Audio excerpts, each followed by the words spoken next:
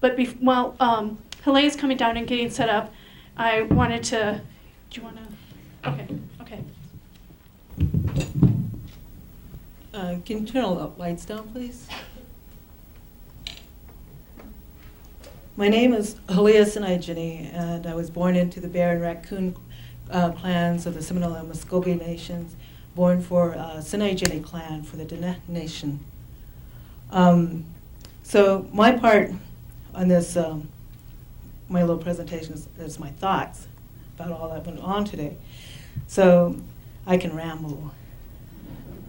But one of the things I wanted to tell you first was a little thing that happened up in Minneapolis, Minnesota about 10 years ago with George Morrison. I was given a talk with him. I was very honored to be able to do that. And one of the things that he did is he started out his talk with this beautiful black and white slide of him and Picasso when he was in Paris. And when he flipped that up on the screen, everybody got very quiet. And they, it was like it dawned on them who this man was, And so he went on and he said, well, this is me and Picasso in Paris. And he waited for a while, and everybody's like, wow. You could hear them talking. And then he went on and he said, at the Wax Museum. So I always treasured that because what he did was he sort of pointed out to people that how much they needed a Western point to validate him when he doesn't need any validation of that type. So I really loved that. And so these type of influences, these people, these artists that are in my life, it's been a very incredible, rich life. My father, Andrew Tsinhnahjinnie, having his friends come over and paint, B.T. Nyazi, Harrison DeGay, A.D. Dodge, Fred Beaver, one of my mother's friends, Pablito Velarde. These people would come in and out of my life when I was young. And they would paint, I would watch them, hear their stories, hear them laugh. So my foundation for art is very solid, but it's not solid in Western art. It's solid in Native art.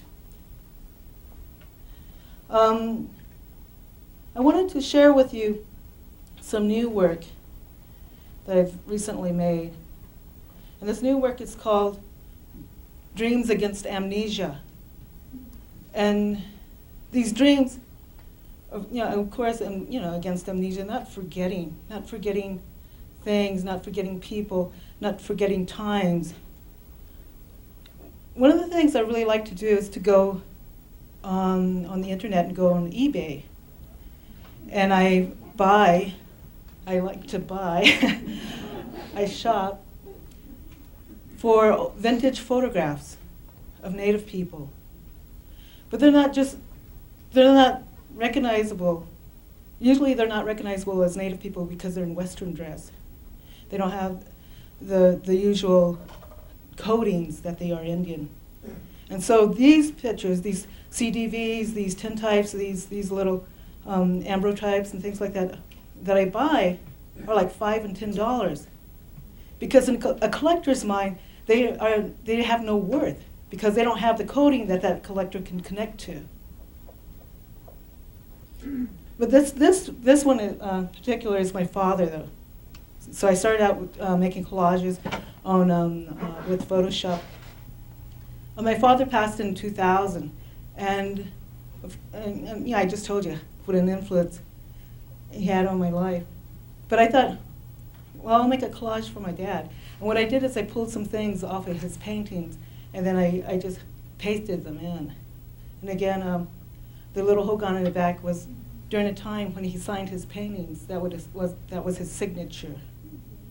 The mule rider in the back, it reminds me of this story when he ran away from boarding school as a young boy.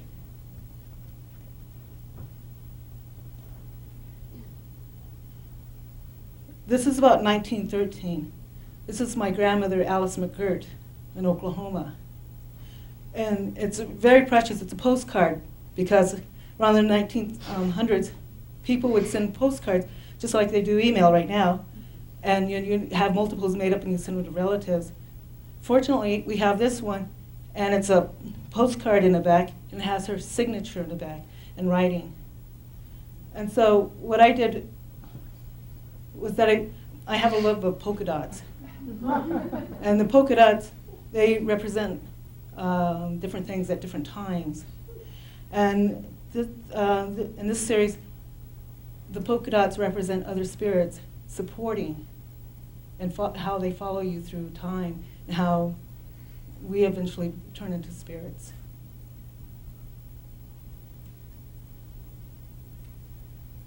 This is a piece I originally did in 1985, 1984 in black and white when I was living in the Bay Area community in San Francisco.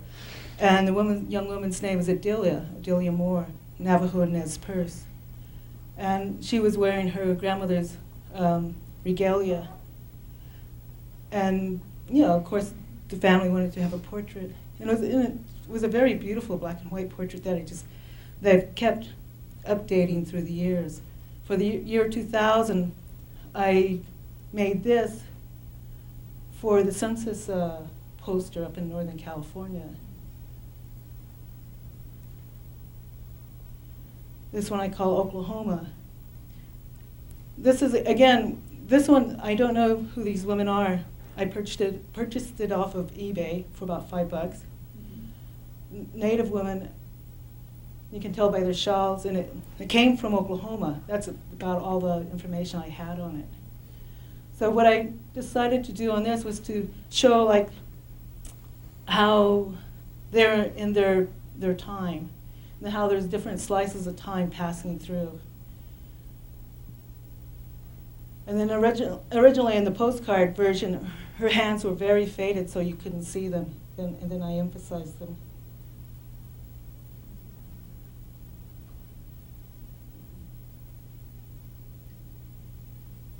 This one I did nothing to except enhance the textures on it. And then I had them printed on this metallic paper, so they glow. They basically glow. But this young man, in the early 1900s, looking extremely beautiful. And so I'll eventually be writing a story with this. This is called Grandchildren.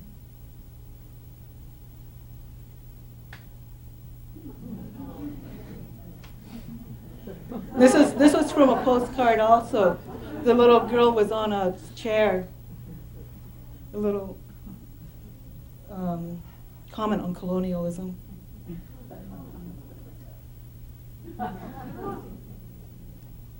And again, just enhancing the photograph.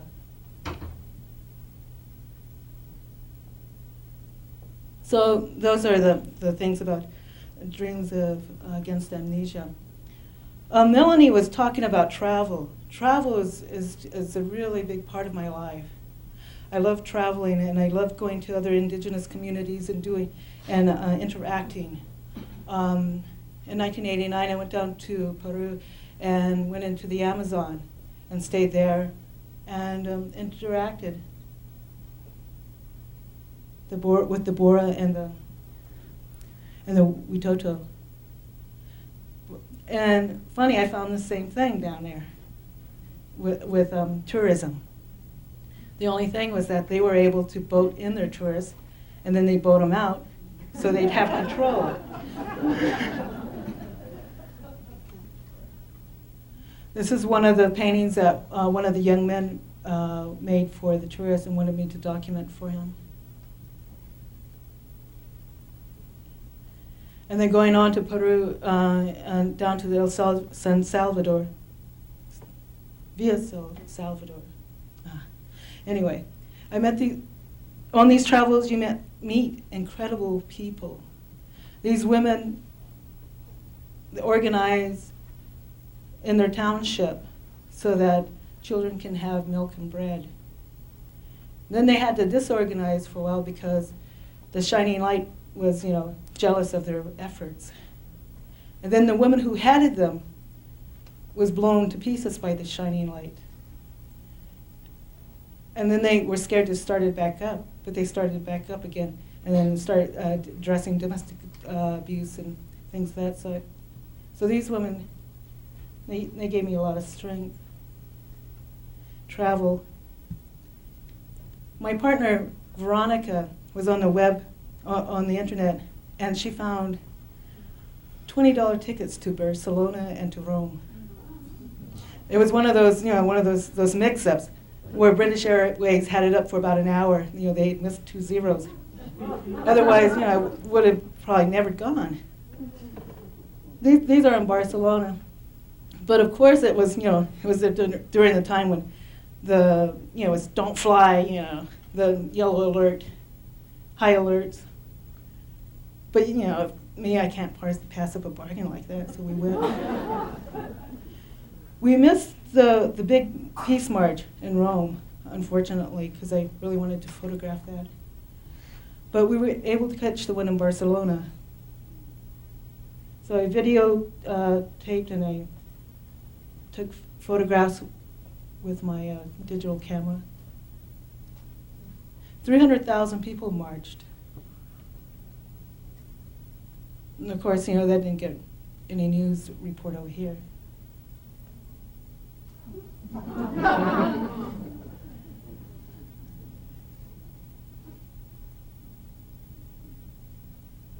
And it brings to thought, again, because this morning when we were having breakfast,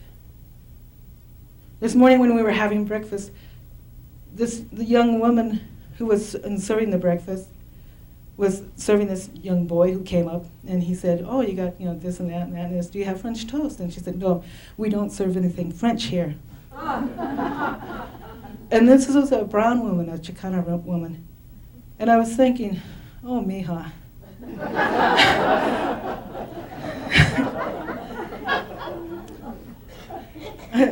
I was thinking, it's like, we're going to have to really hope this war lasts a long time so we can all feel like family. Because as soon as this war ends, we're going to become the other again.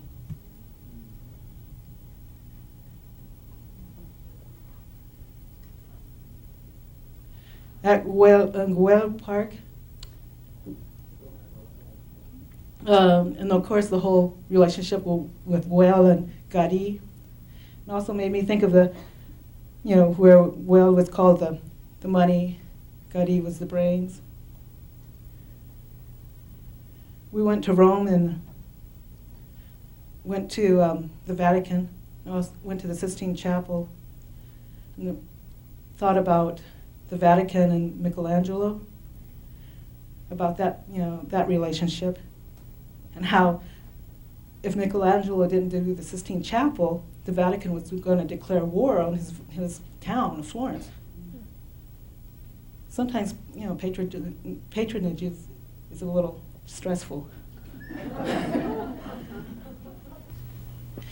I want to show you a video that I made. And it's a video that addresses memory. And it's about how the United States can support Israeli memory of 1,000 years or more about land. Yet, when they look at Native issues about land, they can't look back 200 years.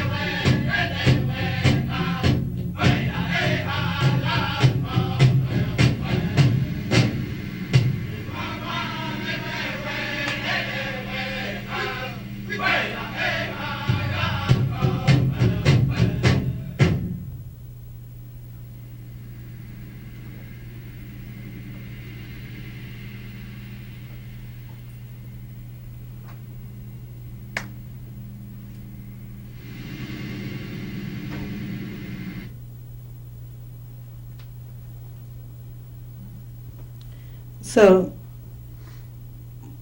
I wonder if they'll show that at the casino. Just kidding.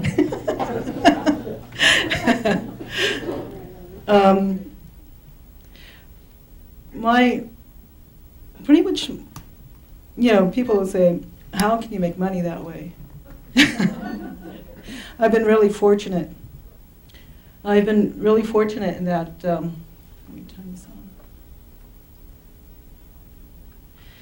In that the organizations and the institutions and that have funded my art have been very, I guess they're very liberal. Union 1199 out of New York funded the Women of Hope series, where I photographed 12 women nationwide, Native women nationwide. It's a healthcare and hospital workers union. First Nations, First Peoples Fund out of Rapid City. I photograph artists for them. I also just finished the documenting for the California Cancer Detection Program, 63 women who utilize their breast cancer services, detection services. So it's through another way that I'm able to fund my art. It's not through the traditional way of museums and regular patronage. And the other thing that really gets me excited is because, sometimes, especially when you're a young artist, you're thinking, well, only if I had a patron, I could do anything I want. The thing is that it's almost there because of cyberspace. The thing with the artists that I've seen on the internet, the young Native artists, are creating a space where they don't need patrons, where they don't need institutions, and they can create their own visions. They can create a space where they publish their own writings, where they can put their music and sell the CDs. You send them the money and they'll send you the CD. It's beautiful to see that, and it's going to be a very interesting space to watch. And it's a space where even landless natives can have a space.